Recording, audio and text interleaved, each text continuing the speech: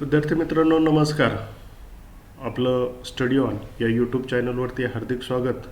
आणि शिक्षक अभियोग्यता आणि बुद्धिमत्ता चाचणी परीक्षा ही आपण सर्वांनी छान अभ्यास करून दिलेली आहे. आणि त्या संदर्भानं पुढे जी काही पवित्र पोर्टलतर्फे भरती होणार आहे त्या संदर्भानं आणखीन आपण एक विषय घेऊन आलेलो आहोत. तो म्हणजे खुल्या प्रवर्गातील आर्थिकदृष्ट्या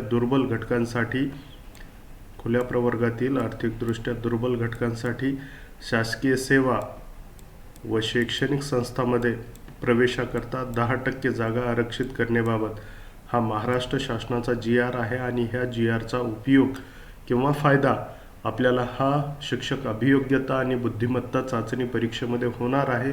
तो कशा पद्धतीनं होणार आहे ते प्रमाणपत्र आपण काढलेलं आहे का, काढलेलं नसेल तर ते आपण प्रमाणपत्र काढून घ्यावं. त्या संदर्भातली काय काय ह्या GRच्या अनुषंगानं काय काय त्याच्यामध्ये अटी आणि पात्रता दिलेल्या आहेत त्या आपण पाहणार आहोत. बऱ्याच विद्यार्थ्यांनी परीक्षा ही छान अभ्यास करून दिलेली आहे. ते आता या विचारामध्ये आहेत की आपलं काम झालेलं आहे, परंतु खरी लढाई आपली इथून पुढच्या कालखंडामध्ये आहे. कारण की ती लढाई आपल्याला फार जोमानं लढायची आहे आणि लक्ष देऊन लढायची आहे. कारण की इथून पुढच्या कालखंडामध्ये आता कॉम्पिटिशन ही आपल्यासोबत आहे.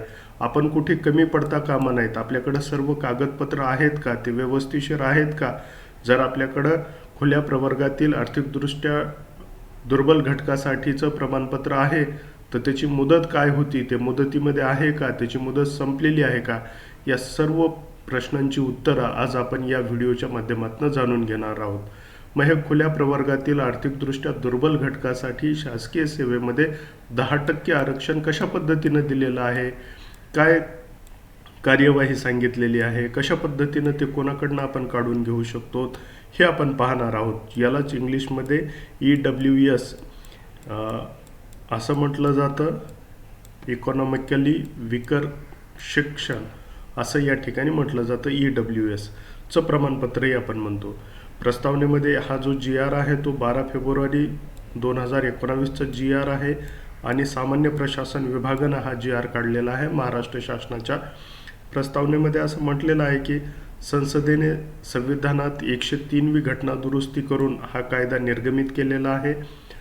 2019 पारित केलेला आहे. त्याद्वारे भारताच्या संविधानाच्या अनुच्छेद 15 व 16 मध्ये सुधारणा करण्यात आलेली आहे. उक्त घटना दुरुस्ती नवे राज्यघटनेच्या अनुच्छेद 15 मध्ये खंड 6 चा समावेश करण्यात आलेला आहे. या सुधारणेनुसार अनुच्छेद 15च्या खंड 4 व 5 मध्ये नमूद वर्गाव्यतिरिक्त आर्थिकदृष्ट्या दुर्बल घटकांच्या नागरिकांच्या प्रगतीसाठी कोणतीही विशेष तरतूद करता येईल. तसेच खंड 4 व 5 मध्ये नमूद वर्गाव्यतिरिक्त आर्थिकदृष्ट्या दुर्बल घटकासाठी अनुच्छेद 30च्या खंड 1 मध्ये संदर्भीय अल्पसंख्याक शैक्षणिक संस्थाखेरीज अन्य शैक्षणिक संस्थांमध्ये तसेच खाजगी शैक्षणिक संस्थांमध्ये, मग त्या राज्य शासनाकडून अनुदान प्राप्त असोत अगर अनुदान प्राप्त नसोत, प्रवेश देण्याशी संबंधित असतील तेथवर राज्य शासनात 10% पर्यंत जागा आरक्षित करता येतील. अशा पद्धतीनं प्रस्तावनेमध्ये स्पष्टपणे सांगितलेलं आहे.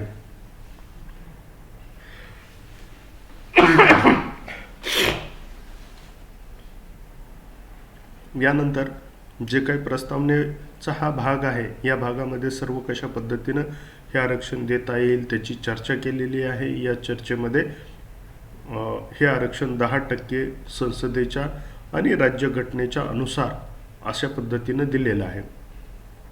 काय म्हटलेलं आहे ह्या दुसऱ्या पॅरेग्राफमध्ये, सदर घटना दुरुस्तीची राज्यात अंमलबजावणी करणे आवश्यक आहे.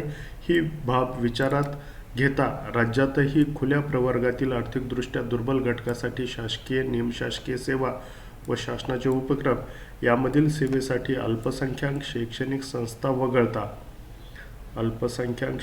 संस्था वगळता शासकीय, खाजगी, अनुदानित, विना अनुदानित संस्थांमध्ये प्रवेशासाठी 10% आरक्षण ठेवण्याचा निर्णय शासनाच्या विचाराधीन होता. त्यानुसार राज्य शासन पुढील प्रमाणे निर्णय घेत आहे. याच्यातून फक्त कुठल्या संस्थांना सोडलेला आहे, ज्या अल्पसंख्याक संस्था आहेत या अल्पसंख्याक संस्थांकरिता हे आरक्षण लागू होत नाही. म्हणजे कुठल्याच अल्पसंख्याक ज्या संस्था आहेत तिथं कुठलंच आरक्षण हे लागू नसतं. त्याच पद्धतीने इथं पण ते लागू नाही आहे. अल्पसंख्याक शैक्षणिक संस्था वगळता सर्वत्र हे 10% आरक्षण लागू आहे आणि त्याचा आपल्याला या शिक्षक अभियोग्यता व बुद्धिमत्ता चाचणी परीक्षेमध्ये फायदा घ्यायचा आहे. तो कसा घ्यायचा आहे, चला आपण पुढील प्रमाणे पाहूया. मग शासनाने जो शासन निर्णय काढलेला आहे तो कशा पद्धतीने आहे तो पाहूया आपण.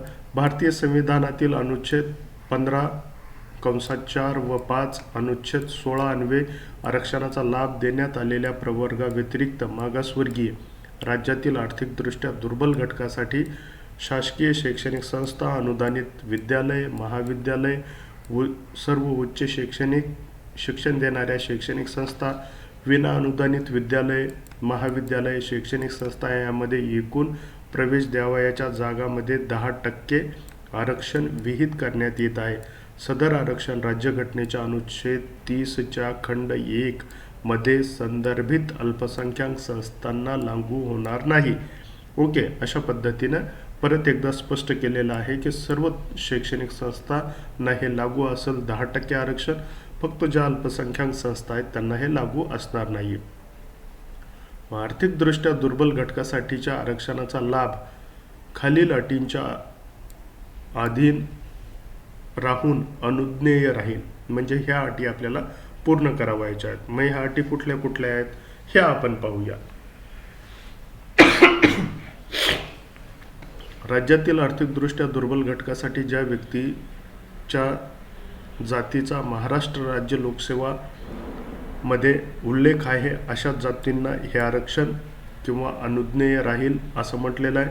त्यामध्ये अनुसूचित जाती, अनुसूचित जमाती, निरधिसूचित जमाती, विजा, भटक्या जमाती, विशेष मागास प्रवर्ग, इतर मागास वर्गासाठी आरक्षण अधिनियम 2001 सन 2004चा राष्ट्रीय अधिनियम क्रमांक 8 व महाराष्ट्र राज्य सामाजिक शैक्षणिक मागास SEBC वर्गाकरता राज्यातील शैक्षणिक संस्थांमधील जागांच्या प्रवेशाचे व राज्याच्या नियंत्रणाखालील लोकसेवामधील नियुक्त्यांचे किंवा पदांचे आरक्षण अधिनियम 2018चा महाराष्ट्र अधिनियम क्रमांक 62 यामधील प्रवर्गामध्ये समावेश नाही त्यांच्यासाठी शासकीय शैक्षणिक संस्था, अनुदानित महाविद्यालय, विद्यालय, शैक्षणिक संस्था, विना अनुदानित विद्यालय, महाविद्यालय, शैक्षणिक संस्थांमध्ये एकूण प्रवेश द्यावयाच्या जागांमध्ये 10% आरक्षण विहित करण्यात येत आहे.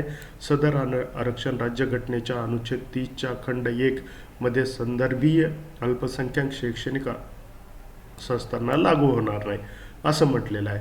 मग हे 10% आरक्षण जे आहे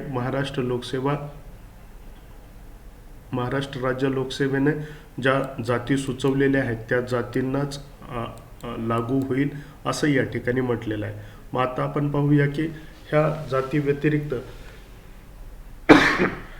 व्यतिरिक्त आर्थिकदृष्ट्या दुर्बल घटकाच्या आरक्षणाच्या लाभासाठी पात्रता काय आहेत किंवा कोण कोण याचा लाभ घेऊ शकतंय किंवा कशा पद्धतीनं त्याच्या पात्रता ठेवण्यात आलेल्या आहेत ह्या पात्रता या ठिकाणी आपण जाणून घेऊया. ज्या अर्जदाराच्या उमेदवाराच्या कुटुंबाचे एकत्रित वार्षिक उत्पन्न 8 लाखाच्या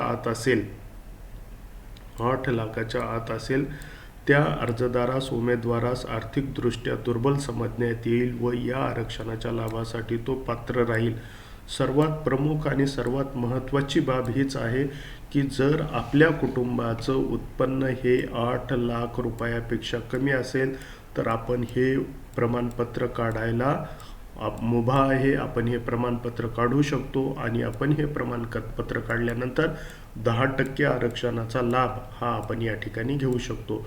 म्हणून हे प्रमाणपत्र सर्वांनी जेवढ्यांनी आपण फॉर्म भरलेला आहे आणि आपल्या कुटुंबाचं एकत्रित उत्पन्न हे 8 लाख रुपयांच्या आतमध्ये आहे अशा सर्व मुलांनी आणि मुलींनी मग त्यांचं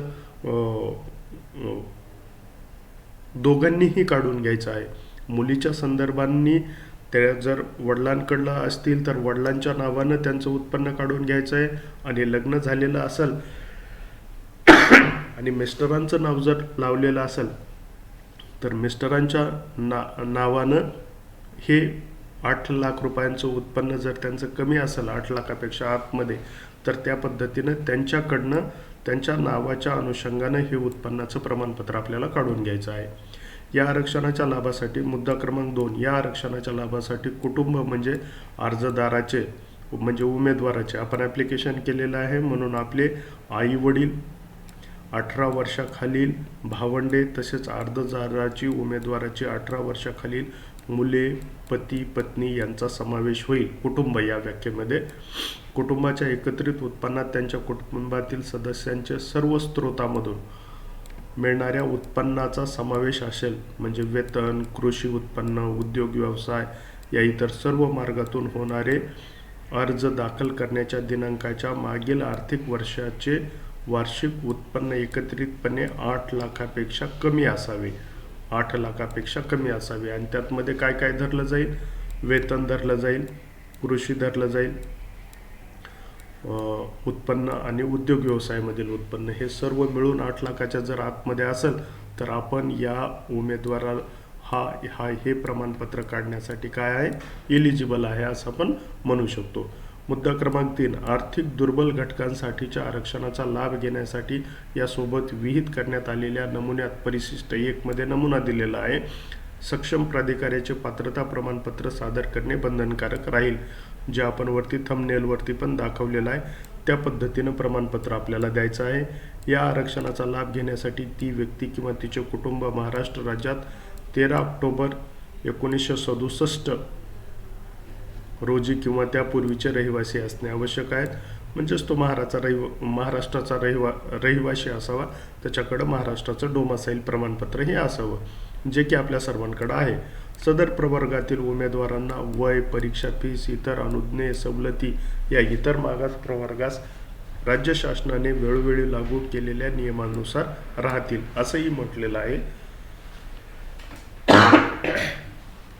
पात्रता प्रमाणपत्रासंबंधीतील कार्यपद्धती काय आहे मग हे पाहूया. मग या ठिकाणी आपल्याला हे एकच सर्वात महत्त्वाचा मुद्दा कुठला आहे तर हा 8 लाख रुपयाच्या जर कमी आपलं उत्पन्न असेल तर आपण हे काढून घेऊ शकतो. आणि आपल्याला हे काढायचं आहे, त्याचं जे काय मर्यादा दिलेली असती पाठीमागं त्या प्रमाणपत्राची, ती मर्यादा ह्या शैक्षणिक वर्षाकरिता आहे की नाही हे पाहायचं आहे. आणि जर नसेल तर ते आपल्याला रिन्यू करून घ्यायचं आहे. ही आपली शिक्षक अभियोग्यता व बुद्धिमत्ता चाचणी परीक्षा जी झालेली आहे त्याच्यानंतर जे पवित्र पोर्टल थ्रू आपण शिक्षक भरती प्रक्रियेमध्ये समावेश करत आहोत किंवा समाविष्ट होत आहोत, त्यासाठीचं असणारं एक महत्त्वाचं डॉक्युमेंट आपण ह्या मुद्द्याच्या आधारावरती काढून घेऊ शकतो. हे आपल्याकडं असायलाच हवं. पात्रता प्रमाणपत्रासंबंधातील कार्यपद्धती काय आहे मग? मुद्दा नंबर 1, आर्थिक दुर्बल घटकासाठीच्या आरक्षणाचा लाभ घेण्यासाठी पात्रता प्रमाणपत्र देण्यासाठी सक्षम प्राधिकारी म्हणून तहसीलदार यांची नियुक्ती केलेली आहे. यांना घोषित करण्यात येत आहे. आणि आवश्यकता असल्यास जिल्हाधिकारी यांना एकाहून जास्त तहसीलदारांना सक्षम अधिकारी म्हणून घोषित करण्याचे अधिकार राहतील. आर्थिकदृष्ट्या दुर्बल घटकासाठी आवश्यक प्रमाणपत्र मिळण्यासाठी लाभधारकाकडून आवश्यक कागदपत्रासह अर्ज प्राप्त झाल्याच्या दिनांकापासून एका महिन्याच्या म्हणजे 30 दिवसाच्या आत लाभधारकास पात्रता प्रमाणपत्र देणे बंधनकारक राहील. ते देण्यास नकार दिल्यास अथवा चुकीचे दिल्यास त्याविरुद्ध अपील दाखल करण्याची कार्यपद्धती खालीलप्रमाणे विहित करण्यात येत आहे. म्हणजे कोण? नंबर 1ला तहसीलदाराकडनं आपण हे तहसीलमधून प्रमाणपत्र काढून घेऊ शकतो. आणि नंबर 2, एका महिन्याच्या आत आपल्याला ते प्रमाणपत्र मिळतो. सध्या जे सेतू सुविधा केंद्र आहेत या सेतू सुविधा केंद्रावरती जाऊन आपल्याला काय करायचं आहे? या प्रमाणपत्राचा अर्ज दाखल करायचा आहे. आणि दाखल केल्याच्या नंतर त्यासोबत सर्व डॉक्युमेंट जोडून ते आपल्याला रितसर पद्धतीनं तहसील कार्यालयाला समाविष्ट करायचं आहे, जेणेकरून आपल्याला ते प्रमाणपत्र मिळेल. मग त्याच्यानंतर दिलेलं आहे की कशा पद्धतीने हे तुम्हाला मिळू शकतं आणि जर नाही दिलं तर त्या प्राधिकाऱ्यावर कशा पद्धतीनं कार्यवाही केली जाऊ शकते, असा त्याचा एक सारांश या ठिकाणी दिलेला आहे. तो आपल्या गरजेचा नाही आहे. या आरक्षणाअंतर्गत आरक्षित बिंदू आरक्षणाचा लाभ लागू होण्याचा दिनांक म्हणजे जे बिंदू नामावली असते आरक्षणाची, ती बिंदू नामावलीमध्ये पुढे पाहणार आहोत आपण. बिंदू नामावलीमध्ये या आरक्षणाला लागू केलेलं आहे. या पद्धतीनं आर्थिकदृष्ट्या दुर्बल घटकासाठी 10% आरक्षण राज्यात अंमलात आणण्याचा दिनांक 1/2/2019 हा राहील. म्हणजे इथून पुढे जी बिंदू नामावली म्हणतो आपण, मी जागांच्या संदर्भातील, त्यानुसार हा या दिनांकापासून आर्थिकदृष्ट्या दुर्बल घटकासाठीही 10% आरक्षणाची नियमावली त्या ठिकाणी लागू झालेली आपल्याला पाहायला मिळते. अशा पद्धतीनं हा जो GR आहे, या GRच्या अनुषंगानं ही माहिती दिलेली आहे. या GRमध्ये फक्त एकच महत्त्वाचा मुद्दा जो आपण पाहिलेला आहे तो म्हणजे 8 लाखाच्या आत जर आपलं उत्पन्न असेल तर आपण हे प्रमाणपत्र काढून घेण्यासाठी काय आहोत, पात्र आहोत आणि आपल्याला ते काढायचं आहे. जर आपण वडिलांकडे राहत आहोत तर वडिलांच्या नावे वडिलांचं मागील 3 वर्षाचं आर्थिक उत्पन्न जोडायचं आहे आणि ते आर्थिक उत्पन्न घेऊन तहसील कार्यालयामधून हा अर्ज आपल्याला काय करायचा आहे, दाखल करायचा आहे. मुलींच्या संदर्भामध्ये जर त्यांचं लग्न झालेलं आहे, विवाहित आहेत, तर त्यांच्या मिस्टरांच्या नावानं त्यांचं जर उत्पन्न 8 लाखाच्या मर्यादेच्या आतमध्ये असेल तर त्या मिस्टरांच्या नावे हे वार्षिक हे EWS प्रमाणपत्र काय करू शकतात, काढून घेऊ शकतात. आता आपण हे पाहूया की या पद्धतीनं कशा पद्धतीनं हा नमुना दिलेला आहे या ठिकाणी, की आपण जो महाराष्ट्र शासनानं ह्या प्रमाणपत्र काढण्यासाठीच्या संदर्भामध्ये ज्या काही सेवा शर्ती या ठिकाणी ठेवलेल्या होत्या, ह्या सेवा शर्तीच्या अनुषंगून जी आपण पहिली त्यांची अट आहे ती आपण पूर्ण करत आहोत की 8 लाखाच्या उत्पन्नामध्ये आपलं उत्पन्न आहे आणि ह्या उत्पन्नाचा फायदा घेण्यासाठी आपण सक्षम आहोत किंवा आपल्याला तो फायदा मिळावा. म्हणून आता आपण पाहूया की हे प्रमाणपत्र कशा पद्धतीनं तुम्हाला मिळणार आहे. तर परिशिष्ट अ वरती आपण मागाशी जसं म्हटलं होतं त्या पद्धतीनं परिशिष्ट अ मध्ये याचा नमुना दिलेला आहे. महाराष्ट्र शासन तुमचा या ठिकाणी फोटो असणार, सेतू सुविधा केंद्रामध्ये तुमचा फोटो या ठिकाणी घेणार. आर्थिकदृष्ट्या दुर्बल घटकाच्या पात्रतेसाठी प्रमाणपत्र म्हणून नमुना दिलेला आहे. संदर्भ क्रमांक दिलेला आहे की कुठल्या GR नुसार आर्थिकदृष्ट्या दुर्बल घटकासाठी विहित केलेल्या 10% आरक्षणाचा लाभ घेण्यासाठी तुम्हाला हे प्रमाणपत्र दिलेलं आहे. सामान्य प्रशासनाचा जो शासन निर्णय आहे, जो सध्या आपण वाचत आहोत, त्याच निर्णयाच्या अनुषंगाने हे प्रमाणपत्र देण्यात येत आहे.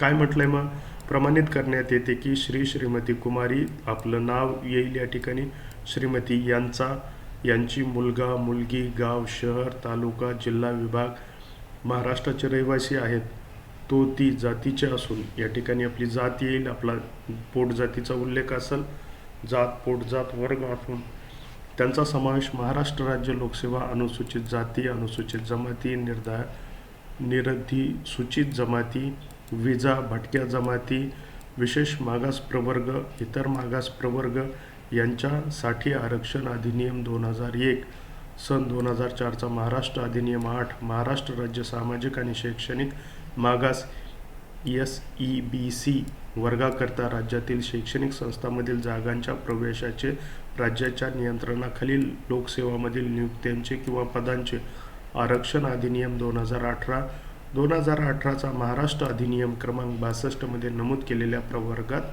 होत नाही.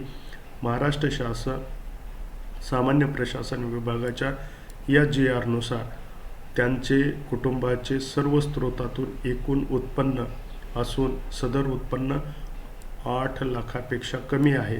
त्यामुळे असे प्रमाणित करण्यात येते की ती याचा आर्थिकदृष्ट्या दुर्बल घटकामध्ये समावेश होतो. समजा या ठिकाणी आपलं 5 लाख रुपये वार्षिक उत्पन्न आहे, तर आपल्याला याचा फायदा हा मिळू शकतो. अगदी आपल्याला 7.5 लाख रुपये उत्पन्न आहे तरी पण आपल्याला याचा फायदा हा मिळू शकतो. अशा पद्धतीनं आपण कुठलाही या ठिकाणी आकडा तुमचा जो आहे तो फक्त 8 लाखाच्या कमी हा असावा, हा प्रमाणपत्र आपल्याला मिळणार आहे. ठिकाण, दिनांक, स्वाक्षरी, नाव, पदनाम म्हणजे तहसील कार्यालयाचं हे प्रमाणपत्र त्या ठिकाणी, तहसील कार्यालयाची ही सर्व माहिती त्या ठिकाणी येईल. हे प्रमाणपत्र अर्जकर्त्याने सादर केलेल्या खालील कागदपत्र पुरावे यांच्या आधारावर निर्गमित करण्यात येत आहे. म्हणजे कुठले कुठले पुरावे तुम्ही कागदपत्र दिलेत तोच आहे फॉर्मॅट, फक्त तो या ठिकाणी इंग्लिशमध्ये दिलेला आहे. Eligibility certificate of the economically weaker section म्हणून या ठिकाणी हा फॉर्मॅट दिलेला आहे. अशा पद्धतीनं विद्यार्थी मित्रांनो हे प्रमाणपत्र आपल्याला काढून घ्यायचं आहे. आर्थिकदृष्ट्या दुर्बल घटकांना शासकीय सेवेत तसेच शैक्षणिक संस्थांमध्ये विहित केलेल्या 10% आरक्षणाचा लाभ घेण्यासाठी सादर करावयाच्या अर्जाचा नमुना. या ठिकाणी अर्जही दिलेला आहे परिशिष्ट ब मध्ये, पण तो अर्ज आपण जशाल तसा सेतू सुविधा केंद्रामधून भरू शकतो. आपलं नाव, संपूर्ण नाव, अर्जदाराचे पूर्ण नाव, तात्पुरता कायमचा पत्ता, अर्जदाराची जात, पोटजात, प्रमाणपत्र प्राप्त करून घेण्याचा उद्देश, कुठल्या उद्देशासाठी पाहिजे, तर इथं तुम्हाला नोकरीसाठी पाहिजे किंवा शिक्षणासाठी पाहिजे, हा काही तुमचा उद्देश असू शकतो. अर्जदाराचा निवासी पत्ता, अर्जदाराचा व्यवसाय, अर्जदाराची शेती असल्यास त्याचे ठिकाण, सर्वे क्रमांक व पत्ता, अर्जदाराच्या वडिलांचे नाव, वडिलांची जात व पोटजात, वडिलांचे मूळ गाव, व्यवसाय, वडिलांची शेती असल्यास त्यांचा सर्वे क्रमांक व पत्ता, अर्जदाराच्या आईचे नाव, आईचा व्यवसाय, आईच्या नावे शेती असल्यास त्याचा सर्वे क्रमांक, गाव व पत्ता, अर्जदाराच्या पतीचे नाव, अर्जदाराची पत्नी यांचा व्यवसाय तथा शेतीचे ठिकाण, अर्जदाराचा 18 वर्षाखालील भाऊ बहीण त्यांचे नाव, अर्जदाराचा भाऊ बहीण यांच्या नावे व्यवसाय व शेती असल्यास त्यांची संपूर्ण माहिती, अर्जदाराच्या 18 वर्षाखालील मुलांची नावे, अर्जदारांच्या मुलांचा व्यवसाय अथवा शेतीपासूनचे उत्पन्न व शेतीचे ठिकाण, अर्जदार महाराष्ट्राबाहेरून राज्यात आला असल्यास त्याचा राज्यातील वास्तव्याचा कालावधी व दिनांक या ठिकाणी आपल्याला नमूद करायचा आहे. अर्जदाराच्या कुटुंबातील सर्व सदस्यांचे भाऊ बहीण, पती पत्नी, मुले यांचे एकूण उत्पन्न स्त्रोताच्या माहितीसह द्यायचं आहे आपल्याला. आर्थिकदृष्ट्या दुर्बल घटकाचे प्रमाणपत्र प्राप्त करून घेण्यासाठी जोडलेले पुरावे, काय काय पुरावे जोडलेले आहेत मग आपल्याला या ठिकाणी कुठले बरं आपण अगोदर हे पाहूयात. मी असं घोषित करतो की मी या जातीमध्ये येत असून तसेच सामाजिक शैक्षणिकदृष्ट्या मागास प्रवर्गातही समाविष्ट होत नाही. या घोषणाद्वारे असेही घोषित करतो की मी वर नमूद केलेली माझी सर्व माहिती सत्य आहे व आर्थिकदृष्ट्या दुर्बल घटकामध्ये समाविष्ट होण्यास पात्र आहे. आर्थिकदृष्ट्या दुर्बल घटकाचे प्रमाणपत्र मिळवण्यासाठी मी अर्ज दाखल केलेला आहे. मला पूर्णपणे ज्ञात आहे की मी दिलेली माहिती खोटी आढळून आल्यास माझा अर्ज रद्द होऊ शकतो. मला सेवेतून काढण्यात येऊन माझ्या विरुद्ध प्रचलित नियमानुसार फौजदारी गुन्हा दाखल होऊ शकतो. माझ्याकडून कोणतीही सत्य माहिती लपवण्यात आल्याचे निदर्शनास आल्यास सक्षम प्राधिकारी मला कोणतीही पूर्वसूचना न देता अथवा नोटीस न देता सेवेतून काढून टाकू शकतात. माझा शैक्षणिक संस्थेमधील प्रवेश रद्द करू शकतात. अशा स्वरूपाच्या कार्यवाहीस वैयक्तिकरित्या पूर्णपणे जबाबदार राहील याची मला जाणीव आहे. ठिकाण, दिनांक, अर्जदाराची स्वाक्षरी अशा पद्धतीनं हा सर्व अर्ज या ठिकाणी आपल्याला दिसून येतो. मग या ठिकाणी परिशिष्ट क आणखीन एक दिलेला आहे. आत्ता आपण अर्ज पाहिला, पहिल्यांदी प्रमाणपत्र कसं मिळणार आहे ते पाहिलं, दुसऱ्यांदी अर्ज कसा करायचा आहे आणि आत्ता आपण पाहतो आहेत की यासाठी कुठली कागदपत्रे आपल्याला जोडावयाची आहेत. पुराव्याच्या दाखल ती जोडावायची कागदपत्रे, ओळखीचा पुरावा खालीलपैकी कोणतेही एक, तुमचं मतदार ओळखपत्र, आधार कार्ड, पारपत्र म्हणजे पासपोर्ट, वाहन चालक परवाना, शासकीय निमशासकीय ओळखपत्र, पॅन कार्ड, रोजगार हमी योजनेचं कार्ड, पत्त्यासाठी पुरावा, मतदार यादीचा पुरावा, पाणीपट्टी, घरपट्टी, 7/12, 8चा उतारा, वीज देयक, दूरध्वनी क्रमांक, पारपत्रक आणि आधार कार्ड या कुठल्याही पैकी कोणताही एक पुरावा आपल्याला जोडायचा आहे. या सर्वांपैकी कुठलाही एक पुरावा आपल्याला जोडायचा आहे. त्याच्यानंतर बाहेरील राज्यातून स्थलांतरित होऊन राज्यात स्थायिक झालेल्या व्यक्तीसाठी सादर करावयाचे पुरावे यांच्यापैकी कुठलेही 2 पुरावे आपल्याला या ठिकाणी जोडावायचे आहेत. कोणते? शाळा सोडल्याचे प्रमाणपत्र, वीज देयक, भाडे करार, दूरध्वनी देयक, वाहन चालन परवाना या पद्धतीनं. वयाचा पुराव्यासाठी प्राथमिक शाळेचा उतारा, बोनाफाईड प्रमाणपत्र, शाळा सोडल्याचे प्रमाणपत्र हे जोडायचं आहे. आणि सर्वात महत्त्वाचं म्हणजे उत्पन्नाचा पुरावा. खालीलपैकी जे लागू असतील ते सर्व. कुटुंबातील ज्या व्यक्तीचा शासकीय अथवा खाजगी नोकरीत असल्यास त्याच्या वेतनाचे फॉर्म नंबर 16. समजा वडील शासकीय सेवेत आहेत आणि त्यांचं उत्पन्न 8 लाखापेक्षा कमी आहे तर त्यांचे सर्व फॉर्म नंबर 16 आपल्याला जोडवायचे आहेत. व्यवसाय धंदा असल्यास वार्षिक आयकर, वस्तू व सेवा कर भरल्याचे पुरावे जोडायचे आहेत. अर्जदार अथवा कुटुंबातील सदस्य जमीन मालक असल्यास त्याचे 7/12 आणि 8चा उतारा हा जोडायचा आहे. तलाठी अहवाल आपण ज्याला म्हणतो तो. कुटुंबातील सदस्य सेवानिवृत्त असल्यास त्याचे बँकेकडील प्रमाणपत्र, आयकर विवरणपत्र हे जोडायचं आहे. अन्य मार्गातून गुंतवणूक, लाभांश इत्यादी मार्गांनी उत्पन्न असल्यास त्याची सर्व माहिती पुराव्यानिशी जोडायची आहे. टीप काय दिलेली आहे इथं? वरील पुराव्याबाबत सक्षम प्राधिकाऱ्यास शंका असल्यास त्याच्या पडताळणीसाठी आवश्यक बाबीची पूर्तता करण्याबाबत विचारणा करू शकेल.